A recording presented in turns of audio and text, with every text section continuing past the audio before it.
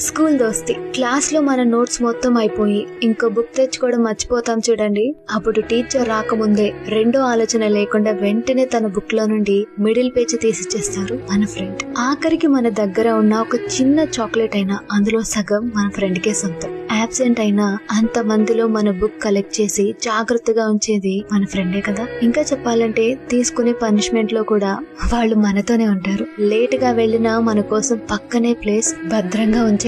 మనం చేసే ప్రతి పనికి సపోర్ట్ ఇస్తూ ఉంటారు. బ్రేక్ టైమ్ లో కలిసి ఆడుకోవడం, ఎగ్జామ్ డే రోజు అందరికన్నా ఎక్కువ సపోర్ట్ చేయడం, వాళ్ళు గెలిచినప్పుడు క్లాప్స్ కొట్టడంలో ముందు మనమే ఉంటాం. ఎక్కడ లేనన్ని జోక్స్ అని చెప్పుకుంటాం. ఎంత సపోర్ట్ చేసుకున్నా కూడా ఒకరినొకరు టీజ్ చేసుకోవడంలో మాత్రం మనం మన ఫ్రెండ్స్ ముందుంటాం. సెక్షన్స్ మారుస్తున్నప్పుడు మన టీచర్ మనల్ని ఒకే బెంచ్ లో వేయాలని మనసులో ఎంతగానో కోరుకునే ఉంటాం కదా. పాకెట్ మనీతో కొనుక్కుని తింటాం. ఇంకా మన ఫ్రెండ్ తో కలిసి ఆడుకోవడంలో ఉండే హ్యాపీనెస్ అంత ఇంత కాదు. వాళ్ళకి సంబంధించిన ప్రతి విషయంలో మనం ఉండాల్సిందే. అలా రోజులు గడిచే కొద్దీ, క్లాసులు పెరిగే కొద్దీ మన ఫ్రెండ్స్ తో ఫ్రెండ్షిప్ ఇంకా స్ట్రాంగ్ గా అయ్యేది. మరి అలాంటి ఫ్రెండ్ క్లాస్ కు రాకపోతే ఆ రోజంతా బోరే మనకి. ఎంతైనా భలే ఉండేవిలే ఆ రోజులు. నిజంగా ఈ డేస్ అన్ని మనకి లైఫ్ లాంగ్ గుర్తుండిపోతాయి. ఏమంటారు?